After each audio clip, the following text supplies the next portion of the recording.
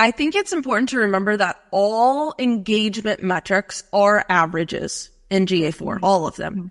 And so what an average means is if you have one person that spends an hour on the page because they keep getting distracted, they come back, they wiggle the mouse, or their cat's been sitting there and playing with the mouse.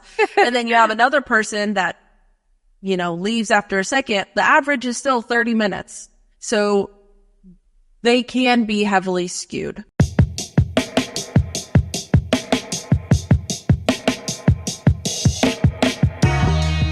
Welcome back to Content in the Kitchen, where we gather in the kitchen and chat about content marketing. Today, we're exploring the world of analytics with none other than Brie Anderson, the founder of Beast Analytics. Brie is an analytics expert with a passion for strategy, and for the past decade, she's helped businesses of all sizes use data to drive actual results. From demystifying analytics to executing data-driven strategies, Brie's on a mission to make numbers way less scary and way more accessible. In this episode, we're going to explore just how to do that while decoding GA4 and figuring out how to really foster a culture of testing and using data to guide your content decisions.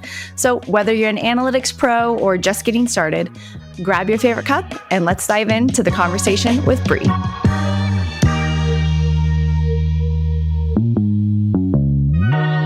So when you're not at your desk looking at analytics and you find yourself in the kitchen, what is your go-to dish to cook? If you find me in the kitchen, something bad has probably happened, or we have no food. More than likely, if I'm in the kitchen, I am making a wonderful peanut butter and jelly sandwich, because that's about as far as my cooking skills can take me. And no bananas are added, no fun toppings. That's a lot of work. Nope, we've got peanut butter on one side, jelly on the other, and that's it. Keeping it simple, leaving all of the work for the analytics phase. Yes. Yeah, that makes sense. You've been in analytics for over a decade now. So how have you seen the data from when you first started to now change in terms of what we have access to? Yeah, the data that we have access to and the data that we can, and how we can manipulate the data even, I would say, has gotten far more advanced, obviously, in the last 10 years. I would say that the biggest change is the amount of data we have, because you have to think of how much the internet has expanded in the last 10 years. It's doubling in size constantly, and the amount of users and the amount of content that's available, it just makes for a lot of data. And the way that we're able to slice and dice that data has gotten more sophisticated, because the way that users are using the internet is a lot more sophisticated. 10 years ago, apps were just becoming like a big, maybe not just becoming, but becoming a bigger thing. You know what I mean? Yeah. People were now, almost everyone has internet on their cell phone. 10 years ago, you still were like paying extra to have internet on your cell phone. You know what I mean? And you get the random smart TV showing up in analytics or whatever. Just really, the data has changed because of the way that our sites are accessed has changed significantly as well. Yeah, that makes sense. How we use the internet, even how we search for things. We're searching now even more long tail queries, like getting really specifics into the nitty gritty of trying to get answers and trying to get very specific kinds of information. Whereas before it was like, we were all learning how to use the web from both SEO perspective and a user perspective. Now we've got it down, and now we know exactly what we want out of it and pretty much how to use content and how to digest content. But moving into out like analytics in terms of, say I'm a brand new business or a new brand who's like really getting ready to start pumping out a lot of content. GA4 needs to be set up and the Search Console needs to be set up and the essentials of where you're going to get data needs to be sent up. But what do you do after that? Like, where do you start monitoring data and how do you even go about that? Yeah, if you have Search Console set up and you have Google Analytics 4 set up, the good thing is those two things can talk to one another. Specifically, you can port your Search Console data into Google Analytics 4. And so then really you only have to go into Google Analytics 4 if you wanted to, just specifically for content monitoring, because you're really only going to get those, the three metrics, which are page, query, page, query, device, and like country, I think. You get those 4 dimensions, and then you get the 4 metrics of clicks, impressions, click-through rate, and average position. All of that, though, will show up in Google Analytics. So that you'll have access to. If you're looking at the technical side of things, then you're not going to get all of that. But really, if you're just looking at the core data, then all of that can be viewed in Google Analytics 4. And then that's when you start understanding, okay, Search Console gives us a really good high level understanding of how people are finding us and accessing our website. Great. That's still very top of funnel though. We've got to see, is this making a difference or an impact? Obviously that means different things for different people. And it's really important. I think it's very important to sit down and have a real understanding of what success looks like for each piece of content that you're creating. I know that part gets skipped a lot because we just want to dive into creating, but the reality of it is it should always serve a purpose. Even if it's just an informational, we want people to know X, Y, and Z or what have you. Because if you have something where it's like, we want people to know that, like for me, I want people to know that I offer Google Analytics 4 and Google Tag Manager audits.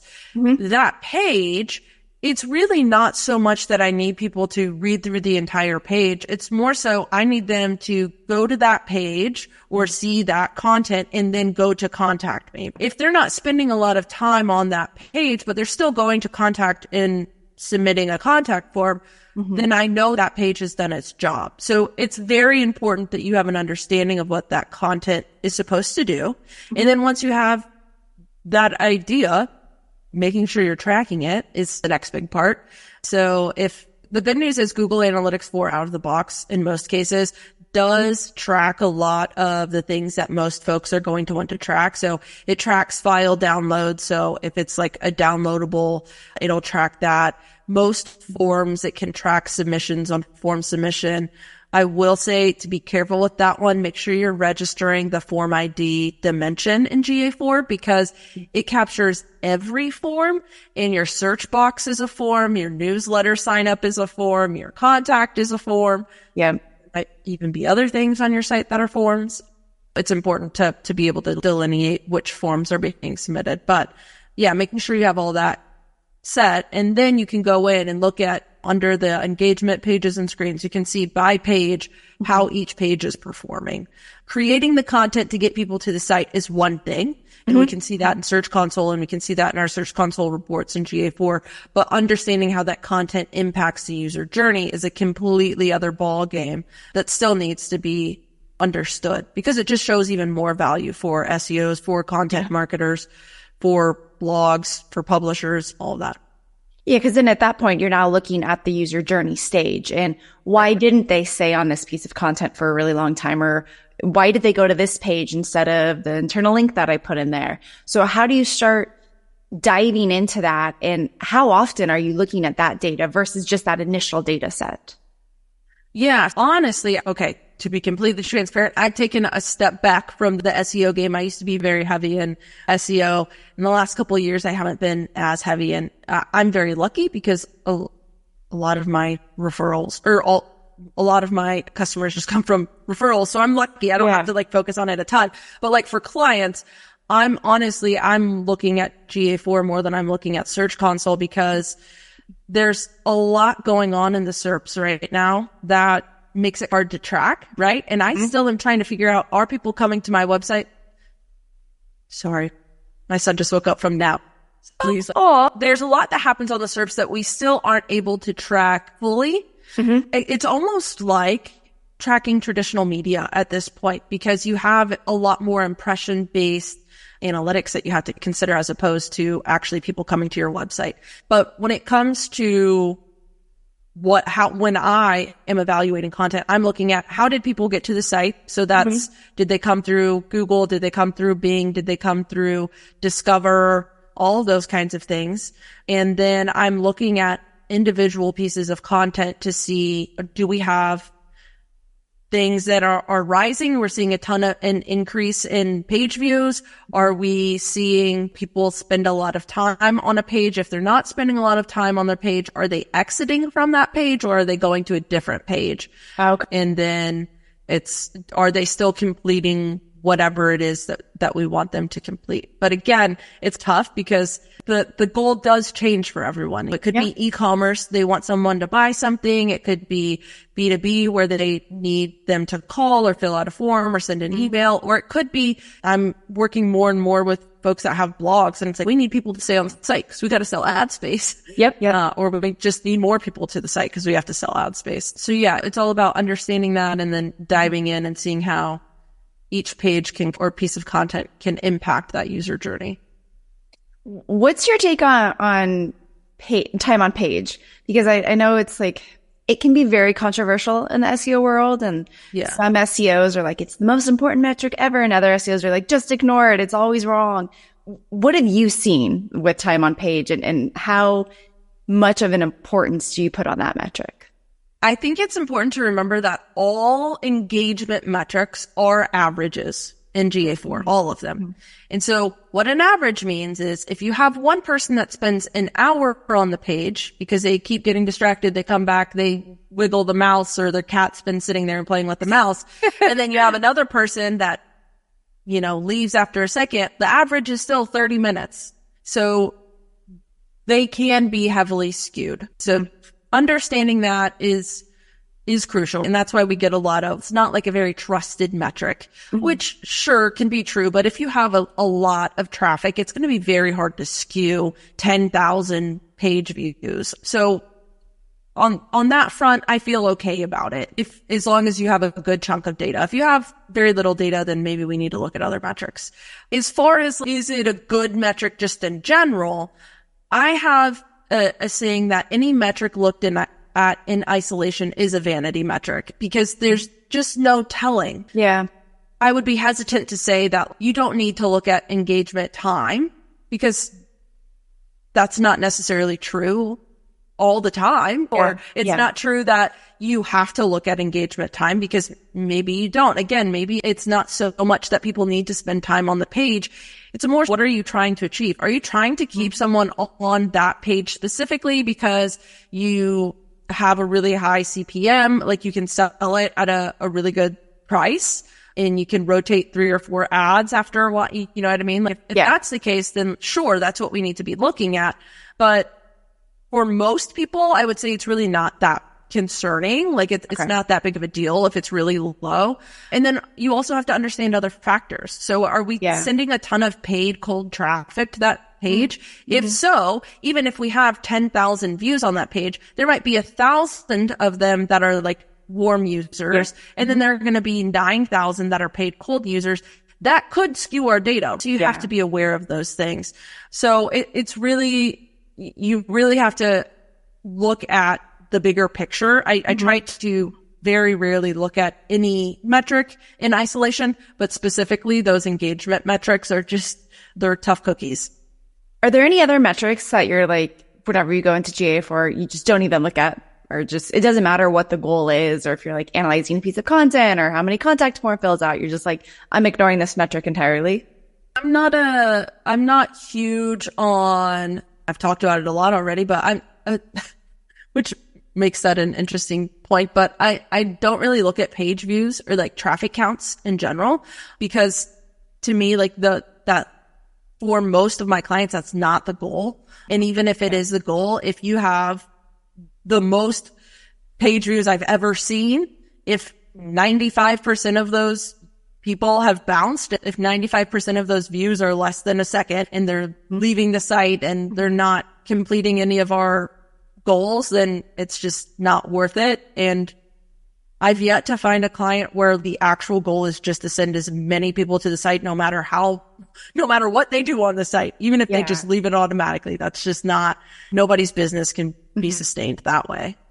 No, even from ad revenue, like you're still counting impressions and you're still counting where did they go after that and how long are they staying on there. There's plenty of metrics to still support that path and that user journey. Yes. Just a bounce off. And that's an interesting thing to talk about just quickly, is that in GA4, we actually don't have bounce rate. I say bounce rate because that's what people resonate with. We have an engagement rate in GA4, which I thought was a very interesting take by Google to change that over to engagement.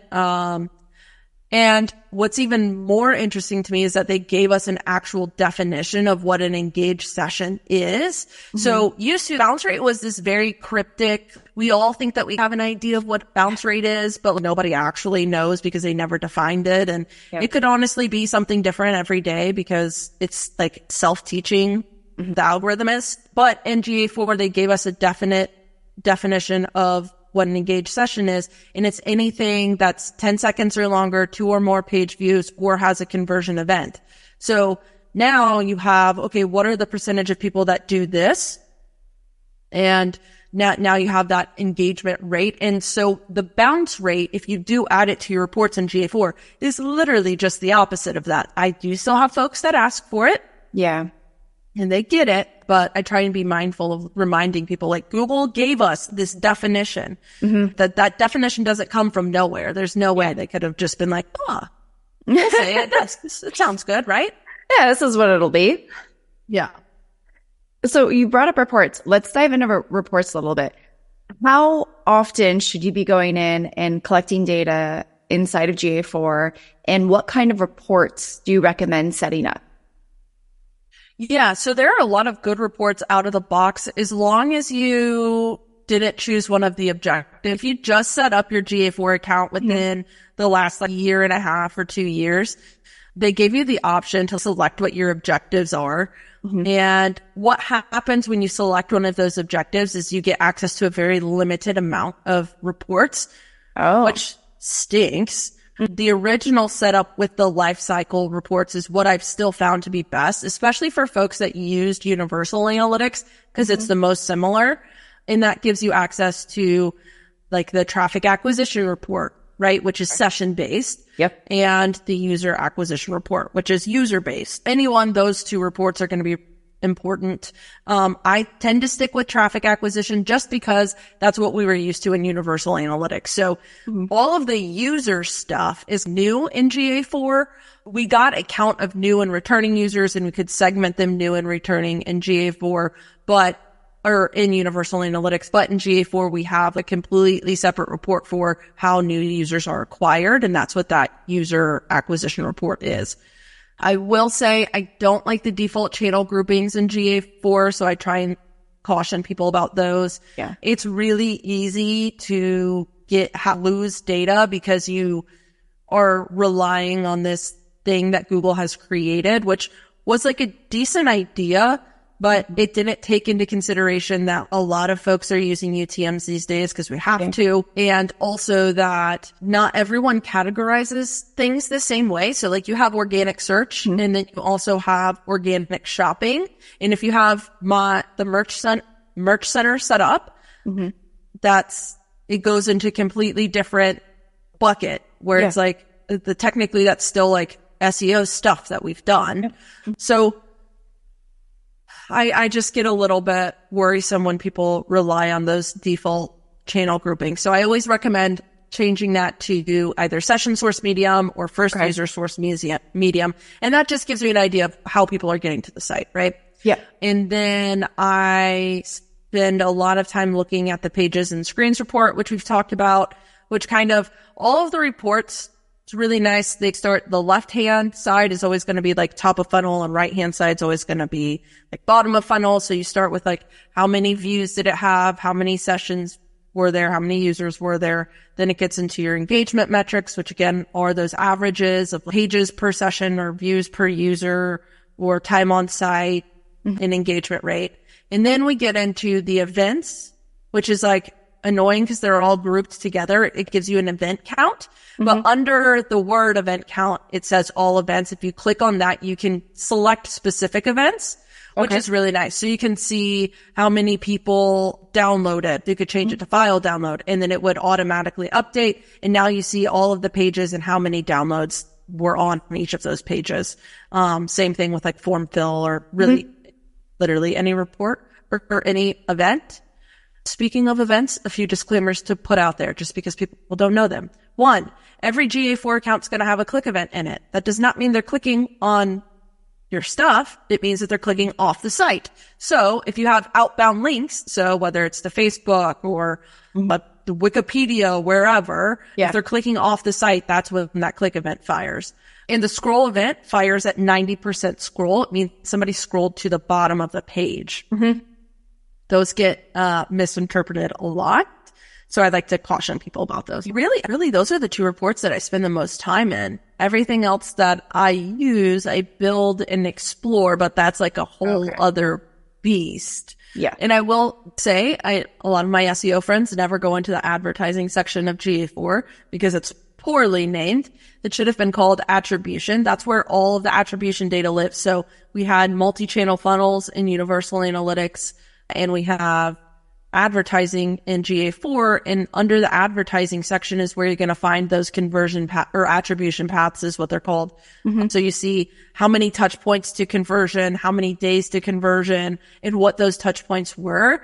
So I really like to use that really for anyone so that they can get an understanding of where their strategies fall within the user journey. Mm-hmm. So maybe we see that somebody comes through ads most of the time, like that's their first touch, but then they come back through organic search later on, mm-hmm. or vice versa, right? Maybe they come through organic search early on, then they see ads and then they convert. And that's not to say that, oh, ads are what's making people convert 100% of the time, because would they have ever gotten the ad if they didn't come to our site in the first place? Yeah.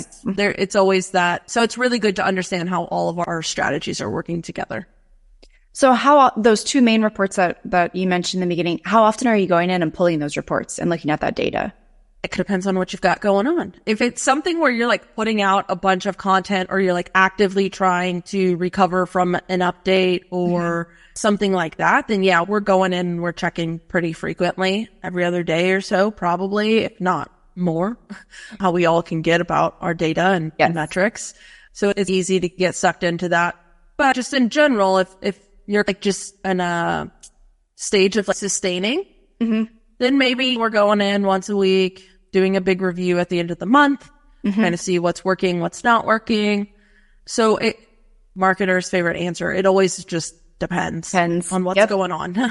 Yeah, no, it really does. It depends on, like you said, how many pieces of content you're producing right now. It depends on what your goals are for each campaign, which are like always very different. And if you're not producing a ton of new changes on the site, then there's only so much new data that you can get. Same with if you're not actively sending traffic to sites through ads and whatnot. So there's definitely a lot of variables there, but I like your like end of the month looking at the data. So then you can at least get a general idea before you're into the next month. I feel like a lot of reports are pulled on the first to dictate what to do that month. And by then it's already, now you're behind.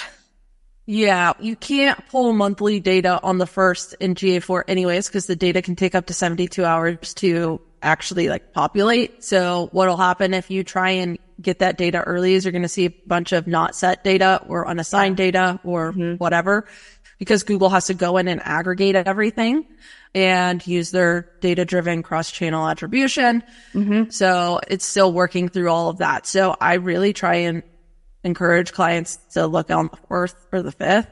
But I think just keeping a pulse is important, because even at the end of the day, even if you're not like, let's say you're not actively creating new content, whatever, you still need to be checking your analytics frequently, because the only guarantee in digital marketing is that something is going to change. So you might think that, oh, our site is fine, but you're using WordPress and some plugin broke, and now all of a sudden you have no traffic, or something's not being tracked because the developer went in there, they went to change something, and then they got rid of the backslash, and now there's just so many things that could change. Or there was a big algorithm update, you were hit significantly, now you just went from 100,000 page views a month to 50,000, and you've got to figure out what you're going to do. That would really suck to come in and look at your reports and start up at the very tippy top, and then all of a sudden you're down at the bottom for the last 3 weeks because you haven't looked at it in a month. Yeah. And it happens. Yeah, totally. So it's, and same thing with ads. Just because your ads were working this week doesn't mean that next week they're going to be working. So you always have to keep a pulse on everything, just because it does change so much and in big ways, even when you're not thinking they are.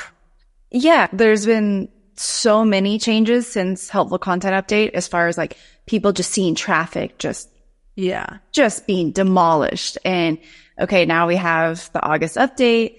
I'm seeing some good looking graphs and like some hope release smaller websites and medium sized websites, but we're still early. So there's no telling that it's not just testing and it can go back down. And that's the thing. Like it looks hopeful, and I get very excited for people when I see that everybody's posting their graphs, and I'm like, yeah, but please make sure you watch it, because they're known for testing. Everything gets tested. And anytime you create new content, it gets tested. It gets put up high. It gets put down low. It moves around. So yeah. You just make sure you keep a pulse on it. I hope for a lot of people that this is a good update, but yeah, just got to keep your thumb on it. Yeah. And definitely keep checking the analytics. So say you go in one day and you do experience that example that you shared, the 100K to 50,000. Where do you go next inside of analytics to start figuring out why? What happened? Like maybe you didn't know that an update just happened. Like how do you find out that information? So I would do a comparison. So I would look at, okay, the last 3 weeks that we've done poorly versus the previous 3 weeks.